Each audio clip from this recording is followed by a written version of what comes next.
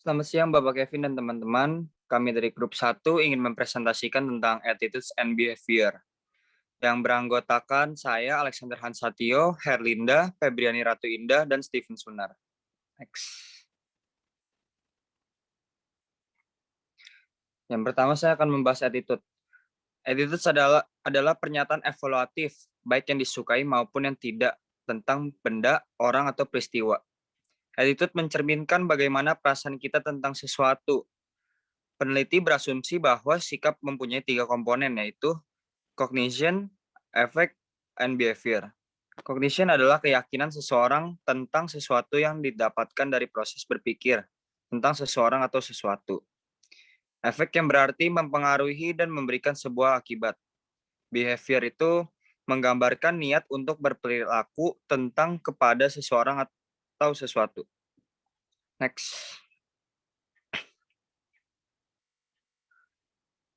Yang kedua itu ada attitudes and behavior. Penelitian awal tentang attitude mengasumsikan bahwa attitude berhubungan dengan behavior, yang artinya sikap yang dipegang orang menentukan apa yang mereka lakukan. Namun, satu peneliti yaitu Leon Festinger berpendapat bahwa sikap mengikuti perilaku. Peneliti lain telah sepakat bahwa sikap memprediksi perilaku di masa depan. Kasus attitude mengikuti behavior, menggambarkan efek kognitif dissonance, kontradiksi yang dirasakan individu antara sikap dan perilaku mereka. Moderator paling kuat dari hubungan sikap perilaku adalah pentingnya sikap, kesesuaiannya dengan perilaku, dan aksesibilitasnya.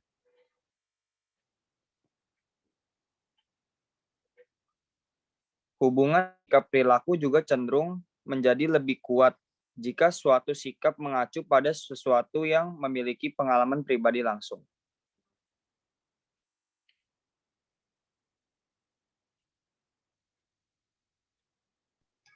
Kita masuk ke job attitude. Dalam job attitude ini termasuk job satisfaction dan job involvement. Job satisfaction adalah perasaan positif tentang pekerjaan seseorang yang dihasilkan dari evaluasi karakteristiknya. Seseorang dengan kepuasan kerja yang tinggi memiliki perasaan yang positif tentang pekerjaannya. Sedangkan orang dengan kepuasan yang rendah memiliki perasaan yang negatif. Job involvement adalah sejauh mana seseorang mengidentifikasi dengan pekerjaan yang aktif, berpartisipasi di dalamnya, dan menganggap kinerja penting untuk harga diri. Karyawan dengan keterlibatan kerja yang tinggi sangat mengidentifikasi dan benar-benar peduli dengan jenis pekerjaan yang mereka lakukan. Faktor lain adalah psychological empowerment, keyakinan karyawan terhadap sejauh mana mereka mempengaruhi lingkungan kerja mereka, potensi kerja mereka, kebermaknaan pekerjaan mereka, dan otonomi mereka dalam pekerjaan mereka, yaitu melibatkan karyawan, kompetensi karyawan, membuat mereka merasa pekerjaan mereka penting. Next. Kita masuk ke organizational commitment, yaitu sejauh mana seseorang karyawan mengidentifikasi dengan organisasi tertentu dengan tujuan serta keinginannya untuk mempertahankan keanggotaan dalam organisasi. Karyawan yang berkomitmen akan cenderung tidak terlibat dalam penarikan kerja meskipun mereka tidak puas karena mereka merasa bahwa mereka harus bekerja keras karena rasa loyalitas atau keterikatan. Mereka tidak memilih pilihan lain atau akan sulit untuk keluar. Bahkan jika karyawan saat ini tidak senang dengan pekerjaan mereka, mereka dapat memutuskan untuk melanjutkan organisasi jika mereka cukup berkomitmen. Itulah mengapa keterikatan emosional pada organisasi dan kepercayaan pada nilai-nilainya adalah standar emas atau kunci untuk komitmen karyawan. Next.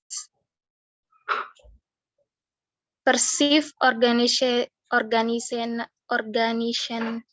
support atau biasa disebut POS.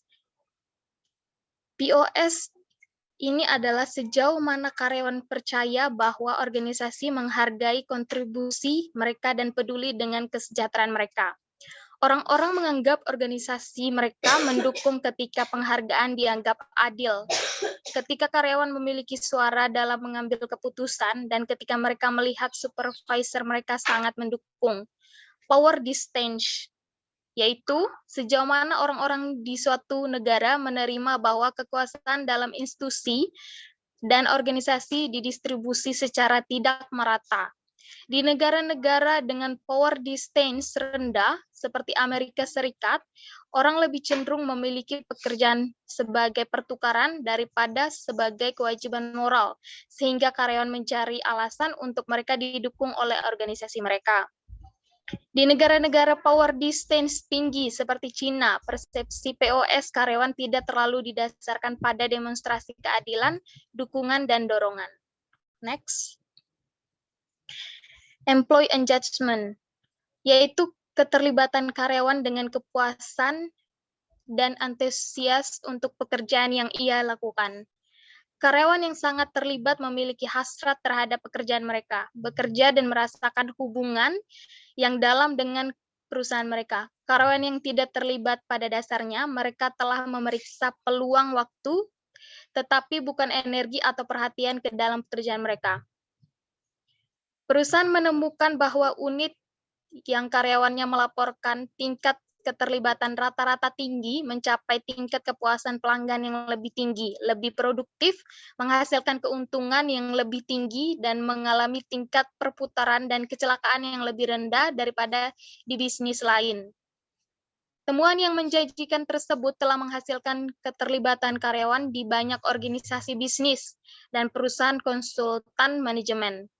Namun, konsep tersebut menimbulkan perdebatan aktif tentang kegunaannya. Sebagian besar penelitian menunjukkan bahwa keterlibatan karyawan memprediksi hasil yang penting. Namun, sebagian besar pekerjaan yang terkumpul hingga saat ini menimbulkan pertanyaan besar, seberapa perbedaannya dari sikap pekerjaan lainnya. Next. Are these job attitude really all that distinct? Jika orang merasa sangat terlibat dengan pekerjaannya, bukankah mungkin mereka juga menyukainya? Yaitu yang dimaksud dalam hal ini yaitu kepuasan kerja yang sangat tinggi. Bukankah orang yang menganggap organisasinya mendukung, yaitu mendukung organisasi yang dirasakan tinggi, juga merasa berkomitmen untuk itu, untuk komitmen organisasi yang sangat kuat. Bukti menunjukkan bahwa sikap ini sangat terkait, mungkin pada tingkat yang membingungkan. Ada beberapa perbedaan di antara sikap, tetapi sikap itu sangat tumpang tindih karena berbagai alasan, termasuk kepribadian karyawan.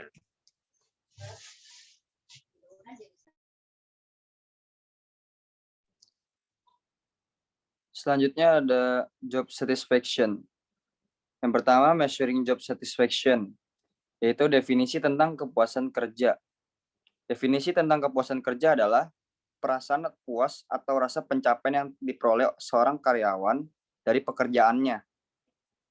Kepuasan kerja ini merupakan hasil dari penilaian yang menyebabkan seseorang mencapai nilai pekerjaannya atau memenuhi kebutuhan dasarnya serta membantu dalam menentukan sejauh mana seseorang menyukai atau tidak menyukai pekerjaannya. How satisfied are people in their job?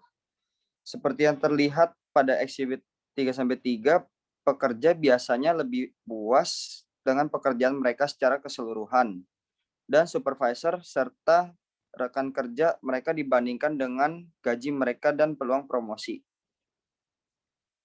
Pada exhibit 3-4 memperlihatkan hasil studi global tingkat kepuasan kerja pekerja di 15 negara, dengan level tertinggi di Meksiko dan Swiss. Sebaliknya, skor terendah dalam penelitian tersebut adalah Korea Selatan. Otonomi rendah dalam budaya Korea Selatan dan bisnis cenderung memiliki struktur hierarki yang kaku.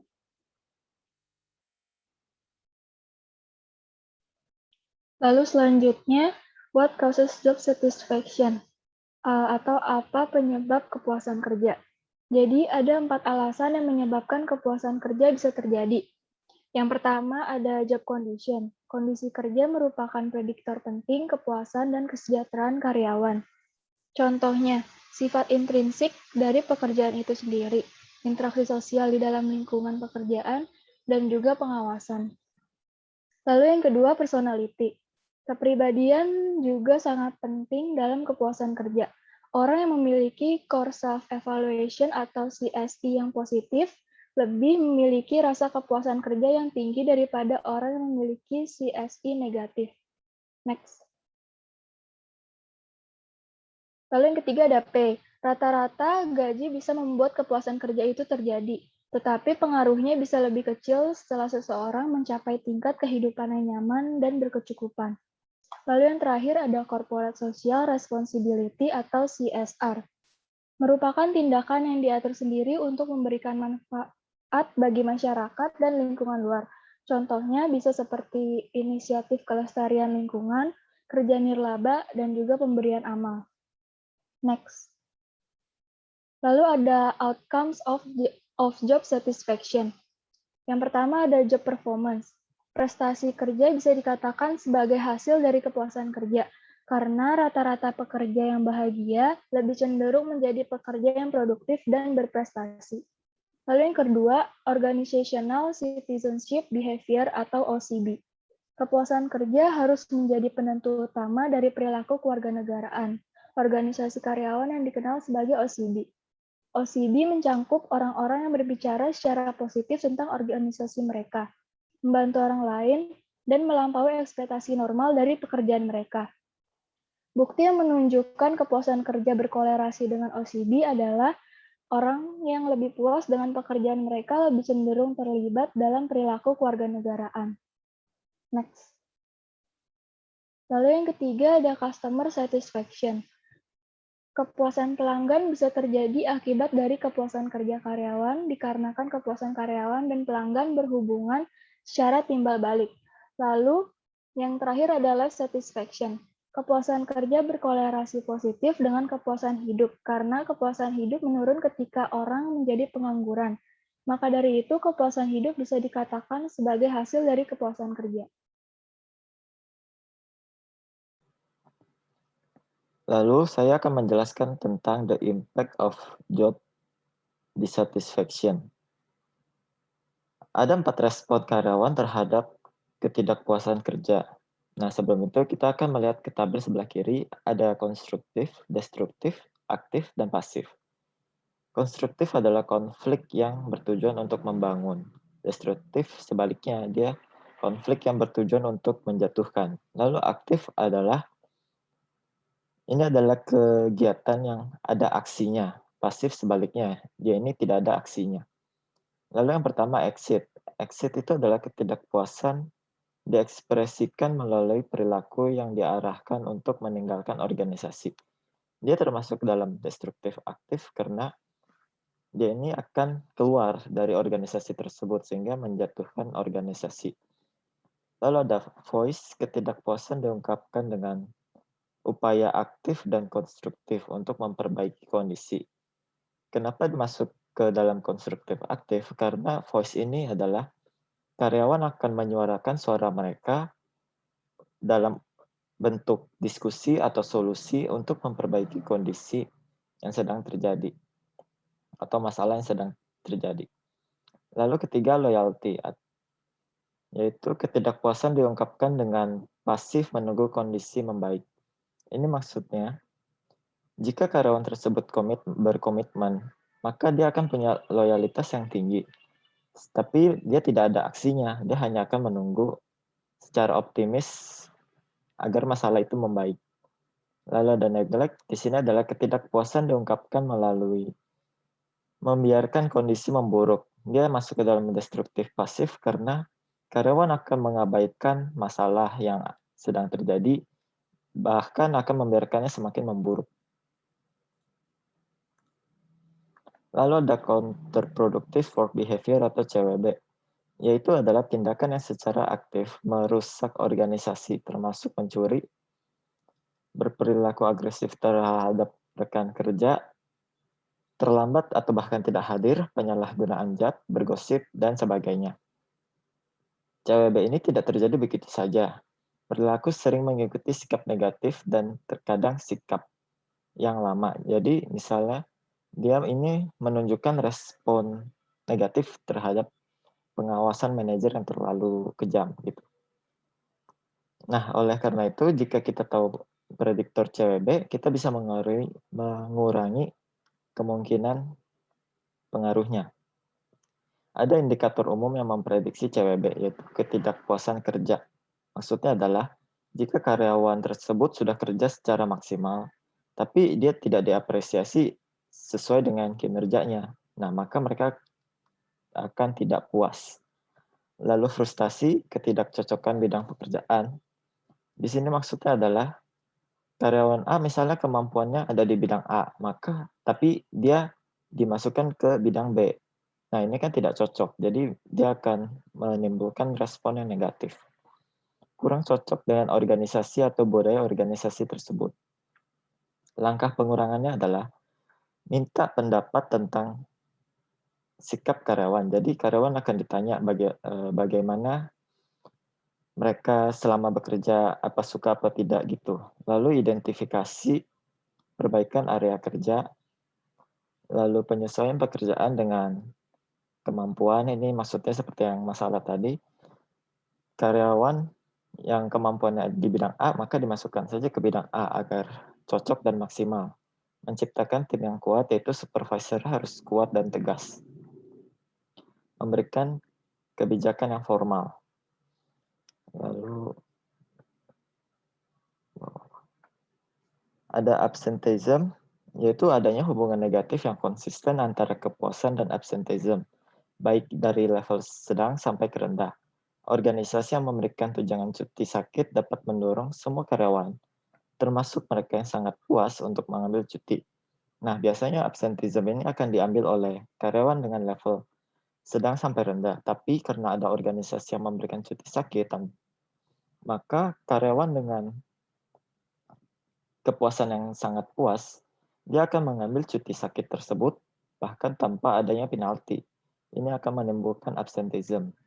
Lalu ada turnover, di mana ketidakpuasan kerja lebih cenderung diterjemahkan ke dalam turnover ketika peluang kerja lain berlimpah. Jadi misalnya ada karyawan yang modal manusianya lebih tinggi atau pendidikan bahkan skill-nya lebih tinggi, mereka akan mencari alternatif lain yang lebih cocok dan apresiasi yang lebih baik terhadap diri mereka. Maka itu akan terjadi turnover. Ada beberapa faktor yang bisa membantu memecahkan ketidakpuasan turnover relationship, yaitu adanya keterikatan karyawan atau koneksi ke pekerjaan dan komunitas dapat membantu menurunkan kemungkinan turnover, terutama dalam budaya kolektivis atau berorientasi kelompok. Karyawan yang terikat tampaknya cenderung tidak ingin mempertimbangkan prospek pekerjaan alternatif karena mereka akan lebih fokus ke prospek kerja kelompok mereka daripada turnover. Manager often don't get it. Ini banyak manajer yang tidak peduli tentang kepuasan kerja karyawan. Manajer lain bahkan ada yang melebih-lebihkan seberapa puas karyawan mereka. Jadi mereka tidak berpikir ada masalah yang ada, padahal nyatanya itu ada masalah gitu. Dalam sebuah penelitian terhadap 262 perusahaan besar, 80% manajer senior percaya bahwa organisasi mereka memperlakukan karyawan dengan baik. Tetapi nyatanya hanya 55% karyawan yang setuju. Lalu cara untuk menutupi kesenjangan ini yaitu dengan survei rutin. Seperti contoh pada manajer KFC di Houston, Jonathan McDaniel, ia akan melakukan survei setiap 3 bulan. Nah, dari survei berkala itu akan menghasilkan hasil yang positif dan ini dianggap penting karena karyawan merasa mereka memiliki hak untuk bersuara dan suara mereka pasti didengarkan. Dari survei-survei tersebut bahkan ada yang mengembangkan organisasi mereka. Kesimpulannya, manajer harus tertarik dengan attitude karyawannya karena attitude mempengaruhi perilaku dan menunjukkan potensi adanya masalah. Menciptakan tenaga kerja yang puas bukanlah jaminan kinerja organisasi yang sukses, tetapi bukti kuat menunjukkan upaya manajer untuk meningkatkan sikap karyawan. Kemungkinan akan menghasilkan hasil yang positif, termasuk efektivitas organisasi yang lebih besar, kepuasan pelanggan yang lebih tinggi, dan bahkan peningkatan laba. Implikasi untuk manajer ya. Yang pertama, ingat bahwa tingkat kepuasan kerja seorang karyawan adalah prediktor tunggal terbaik dari perilaku. Perhatikan tingkat kepuasan kerja karyawan dari organisasi, lalu ukur sikap kerja karyawan secara objektif dan secara berkala. Lalu meningkatkan kepuasan karyawan, lakukan evaluasi kesesuaian antara minat kerja karyawan dan bagian bidang pekerjaan organisasi. Lalu ada pertimbangkan fakta bahwa gaji tinggi saja tidak mungkin menciptakan lingkungan kerja yang memuaskan.